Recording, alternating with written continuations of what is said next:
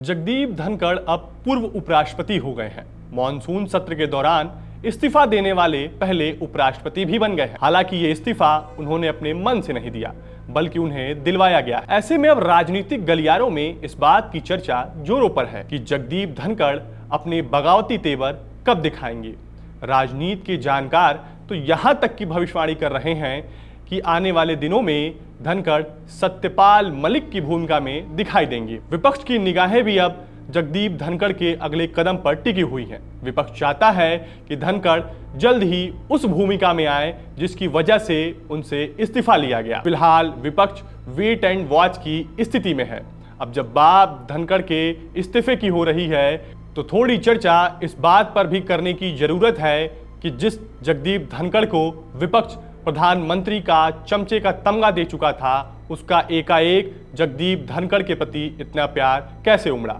हाल के दिनों में जगदीप धनखड़ के अंदर किसान नेता जाग गया था। वे अपने आप को राज्यसभा का सभापति कम जाट और किसान नेता ज्यादा समझने लगे थे। ऐसे कई मौके आए जब वो सरकार के मंत्रियों को डांट डपट देते थे। कृषि मंत्री जी, एक एक पल आपका भारी है। मेरे आपसे आग्रह है और भारत के संविधान के तहत दूसरे पद पर विराजमान व्यक्ति आपसे अनुरोध कर रहा है कि कृपया करके मुझे बताइए, क्या किसान से वादा किया गया था और वादा किया गया वादा क्यों नहीं निभाया गया। हद तो तब हो गई जब केंद्र सरकार के वरिष्ठ मंत्री शिवराज सिंह चौहान को सदन में ही किसानों के मुद्दों पर खरी खोटी सुना दी। अपने नाम के अनुरूप शिवराज ये कर दिखाएंगे। एमएसपी पर किसानों को उत्पाद खरीदा है और अब भी पूरा उत्पाद खरीदेंगे और एक दिन में 2 दिन का काम करेंगे।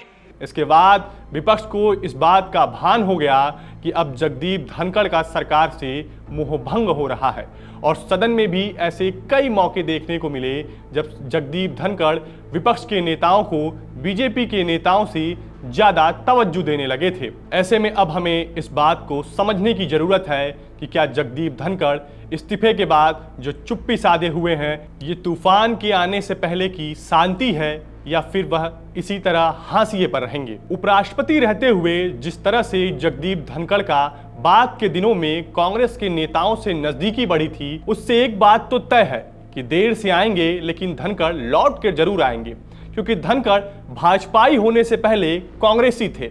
उससे पहले जनता दल के नेता थे। इस समय धनखड़ कांग्रेस के गुड बुक में है। हो सकता है कि कांग्रेस की तरफ से ऐसा दिशा निर्देश दिया गया हो कि अभी कुछ दिन बाद खुलकर सामने आइएगा। तो देखना यह भी दिलचस्प होगा कि जब धनखड़ खुलकर सामने आएंगे तो सरकार का कितना नुकसान कर पाएंगे, क्योंकि जिस तरीके से सत्यपाल मलिक राज्यपाल का कार्यकाल खत्म करने के बाद सरकार पर तीखे हमले किया करते थे, उस तरीके से धनखड़ भी करेंगे।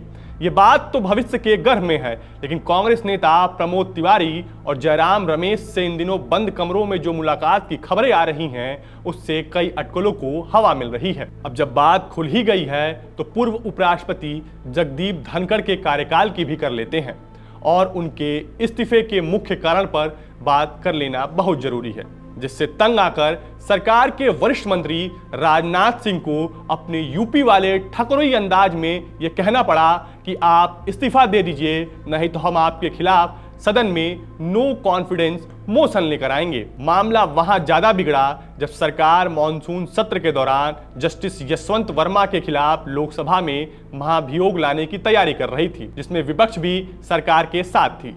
लेकिन कांग्रेस उससे पहले राज्यसभा में 60 से ज्यादा सांसदों का हस्ताक्षर लेकर धनखड़ के पास पहुंच गई और पूर्व उपराष्ट्रपति जगदीप धनखड़ ने बिना संसदीय कार्य मंत्री को लूप में लिए उसे सदन की कार्यवाही में शामिल करने का फैसला ले लिया। उसका परिणाम यह हुआ कि धनखड़ से इस्तीफा मांग लिया गया। जैसा कि हम चर्चा कर रहे थे कि पूर्व उपराष्ट्रपति धनखड़ खुद को जाट और किसान का बड़ा नेता मानते हैं। उनको ऐसा लगता था कि बीजेपी उनको उपराष्ट्रपति बनाकर हरियाणा और राजस्थान में नाराज जाटों को साध रही है। नतीजा ऐसा नहीं आया, हुआ ठीक इसके उलट। 2024 के लोकसभा चुनाव के दौरान उपराष्ट्रपति जैसे संवैधानिक पद पर रहने के बावजूद धनखड़ ने राजस्थान में बीजेपी के पक्ष में कई मीटिंग की, जो उपराष्ट्रपति जैसे पद की गरिमा का अपमान है। ऐसे में आने वाले दिनों में ये देखने को मिल सकता है कि जैसे सत्यपाल मलिक पुलवामा हमले पर मुखर होकर बोलते दिखे, वैसे ही जगदीप धनखड़ ऑपरेशन सिंदूर को लेकर कोई नया खुलासा करते हुए न दिख जाए, या फिर किसान बिल को लेकर कोई ऐसा सरकार को घेरते हुए इन संभावनाओं को हवा ना दे दें कि सरकार कारपोरेट घरानों को फायदा पहुंचाने के लिए यह बिल लेकर आई थी। फिलहाल आपको हमारा वीडियो कैसा लगा हमें कमेंट बॉक्स में जरूर बताएं। देश और दुनिया की तमाम खबरों के लिए विट्टी चोखा को सब्सक्राइब करना ना भूलें।